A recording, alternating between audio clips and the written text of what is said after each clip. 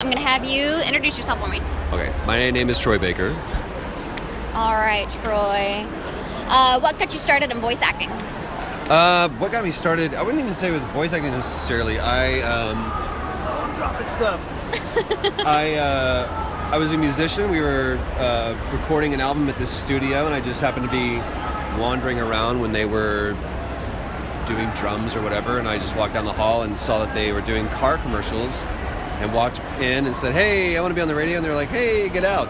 And long story short, they ended up needing somebody super fast right on the spot, and I got started in that, and one thing just kind of parlayed itself into the next. I mean, I've literally tripped backwards into this career, and to me that is encouraging because people ask me all the time, how do I get started in this?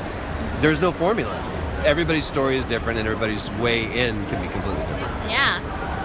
Do you have any inspirations in the voice acting world? Oh yeah, all the people that I work with. Like, I've been sitting this weekend next to Nolan North, who's not only a dear friend of mine, but he's also a huge hero of mine. I think that what he's done specifically for games has forged the way for a lot of people like me to really create characters inside of games in a completely different way. I get to hang out with Kevin Conroy, who's, again, a friend now as well, but also one of my idols, Mark Hamill. So there's people that I'm constantly able to work with, meet, and idolize or look up to, and it's encouraging to see that they're the same thing. They're constantly learning from other people that they work off as well. So I think in some way we're all kind of each other's heroes. That's really cool. Do you have any personal favorite moments or lines that you've done in your career? Oh yeah. I mean, it's hard to kind of parse it down to just a line or whatever, but I've been fortunate to be a part of some incredible stories and play some incredible characters. Joel in The Last of Us, that game literally changed my life. Yes. To be able to be in a BioShock game and work with Ken Levine was a huge accomplishment for me, because I'm such a BioShock fan. To be able to say that I've played the Joker was a massive feather in my cap, and to be able to point to, again, one of the people that really inspired me to even get into this side of the industry, Mark Hamill, to be able to play a younger version of him was good. So it's hard to kind of say this is my favorite. I think what I try to do is try to find my favorite thing about the roles that I've played. Right. At what point did it really click that you could do this for a living? Still working on that. You finally look behind you and go, okay, I've been doing this for a while, and people keep rehiring me. Mm-hmm. Anybody can get a job, but to get another job because of that is, to me, the challenge. But it's always about believing in yourself enough. You always hear that, but it's the truth, and also being brave enough to fail. All right.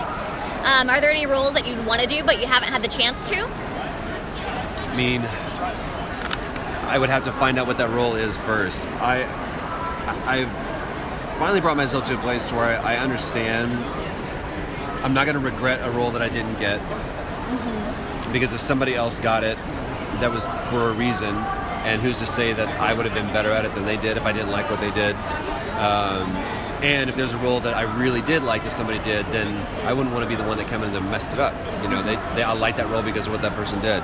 So for me, it's just, I want to constantly be finding a role that's challenging for me, something that's breaking the tropes and the typical cliche kind of characters. I don't want to do just the brooding character anymore.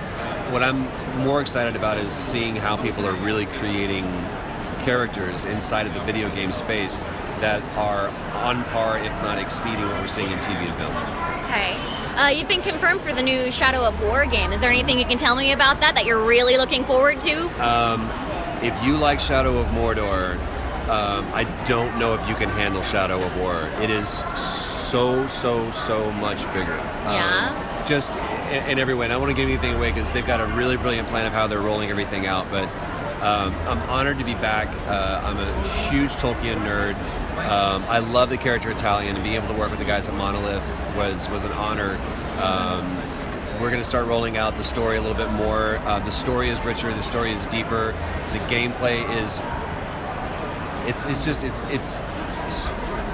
I can't find a percentage or a factor of 10 to explain how much bigger it is. But if you've been a fan of that game, you are going to be so monumentally surprised and almost overwhelmed with how much good this game is. Oh, it's got me excited. And let's see. When you're going around about your daily routine, do you ever do your thoughts ever come out in one of the voices that Constantly. you've done? I'm constantly walking around doing different voices. It drives my wife batty. Nolan and I do this to each other all the time. I'm constantly talking in other voices, and it's not like I need to keep sharp. It's just what I do. It's just what I do. Do you ever scare or pull pranks on your spouse with your weird voices? No, because she's gotten used to it by now. But drive-thrus are fun. I'll just say that. Drive-thrus are a lot of fun. They're open game for me. All right. Last one is, do you ever go back and look at the faces you make when you're voice acting and get embarrassed by them? Terrifying.